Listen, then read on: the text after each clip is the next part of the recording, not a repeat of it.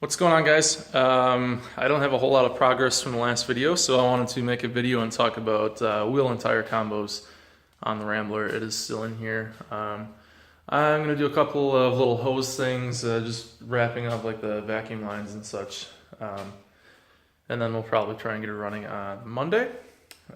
Still need to adjust the neutral safety switch, but it does crank in neutral and not park, so that'll at least get us by for now, but I'm going to try and get that sorted out so we can always start and park and not run into any issues on accident. So I'm going to flip around here and let's discuss tires. So some of you guys may or may not know, I did pick up these, I picked up these rally wheels. They are 14-inch rally wheels, and I picked up some BF Goodrich radial TAs, which are in 235s. They're 235/60 R14 there. Those are freshly powder coated wheels. You can tell they had beauty rings on them at one point. I plan to get beauty rings on them again, just to cover up some of that wheel. Here is what is on the car right now. As you can see, they have the hubcap. There's one that I took off, but they have the hubcap. They kind of fit the, I don't know, they fit the time period, but they look a little goofy on this car. I think it needs something a little bit more meaty. So I went ahead and took the rears off and put that guy on there, the 235s on the rear. Just due to the clearance here, I think 235s are going to be about as far as I can go, and I'm hoping I don't really rub there. The car is still on stands, so I can't totally tell, but it looks like it should be pretty clear. Yeah, I don't think we should have an issue there. That being said, I have 195s up front, I think. These are pretty dirty. I can't even see where the number, there it is. So 195, 75, 14s. And those sit in a little bit. The fenders aren't on all the way, but they're sitting about as far out as they'll go. I have like a full fist worth that we can go here. Only thing I'm running into is the ball joints on the other side. I have like half an inch. So what I'm thinking that I can maybe do, well, to see how big of a spacer I can get on there, but I'd like to get a spacer, possibly push those out a little bit and go with like a 205, 215, just to get something a little wider out there, get the tires sitting a little bit better. You can see the rears still sit inward. I don't want them to be flush. It's a classic car. I think flush looks goofy, but I think if I can bring them out about an inch and add another inch of tire on there, I think that'll look pretty good. So that is what my goals are for this. So I have these two rally wheels with tires on them. I'm gonna get two more, and I'll go with the BF Goodrich again. I'll probably get the, I'll get a higher quality spacer.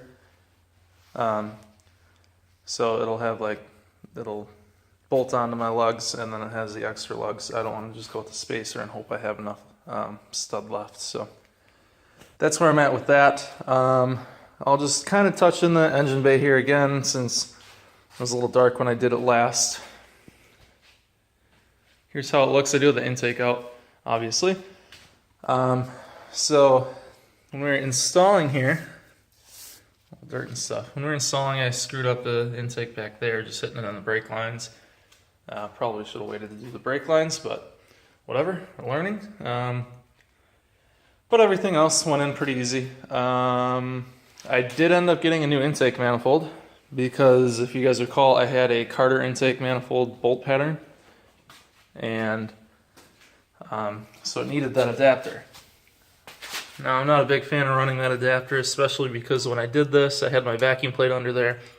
We had some weird pockets and stuff. So what I did is I found this one, and it comes with the bores are already punched out for a modern day Holley, so that's good. I am going to run through the ports and just open them up a bit, and it comes with the spacer. Can't seem to get it off right now, but it comes with a spacer. It's supposed to increase torque. It just has my vacuum port for my for the booster, I think, comes off of there. So that's what I'm going to use that for. I'm going to kind of clean this up, and I'm going to paint it silver again. I like the silver on there. I think it broke up all the red, so that's good. Any of you AMC guys watching, I am selling this intake manifold. I'm not really looking to make a ton on it, just looking to get it to somebody that can use it. And same with the 2-barrel one here. I prefer to sell the 4-barrel one and keep the 2-barrel and just kind of restore it and keep it around. But if anyone needs it, let me know. So that is where I'm at right now, guys.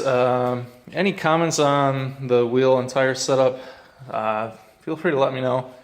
I think I should be able to push these out and still keep about an inch on the inner fender here. I think that'd be good. Got to make sure I'm not going to rub when I turn too. But I will be going match tires all the way around, white walls out, or white letters out. And yeah, so that's where I'm at now, guys. It is cranking in neutral, like I said. So hopefully we can get some, get our time. The vacuum advance is way off back there, so our timing's off.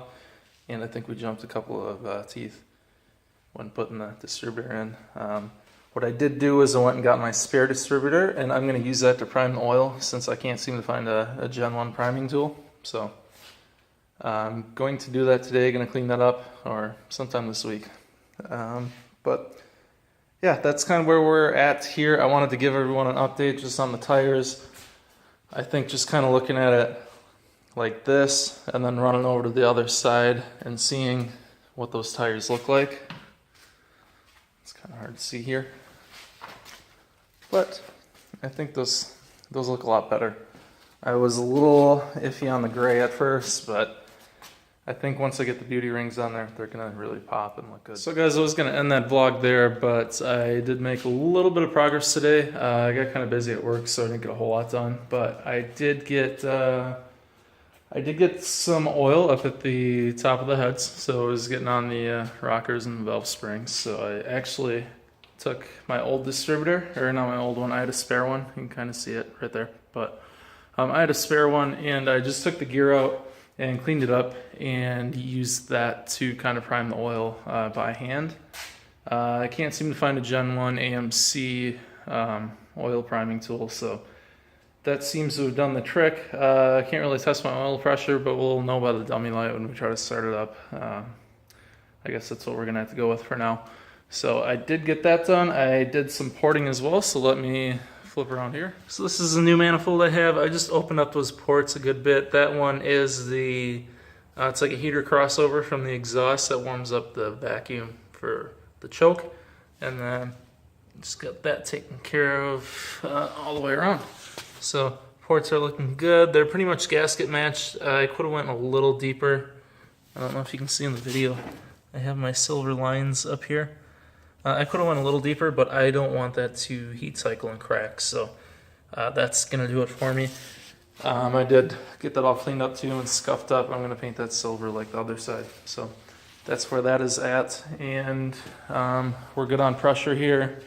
So just going to put her back to top dead center and try and get the timing together, or at least get it in a decent position so when Ian gets done or back into the country, we can get that set up, get that timed, and hopefully get it running. So what I have left to do is I gotta fix a gas leak that I have down here. You guys couldn't see in the last video all my gas lines. So there's my gas lines, my battery cables down there. Yeah, so there's that. I'm gonna rerun this, or not rerun, but I'm gonna have this gas line. I'll probably sneak it up behind here and run across, just to keep it out of the way of the AC parts when I get those in. So that is where I kind of stand with this stuff, guys. I want to thank you guys for watching as always, and if you like what you saw, be sure to hit that like and subscribe button. Thanks, guys.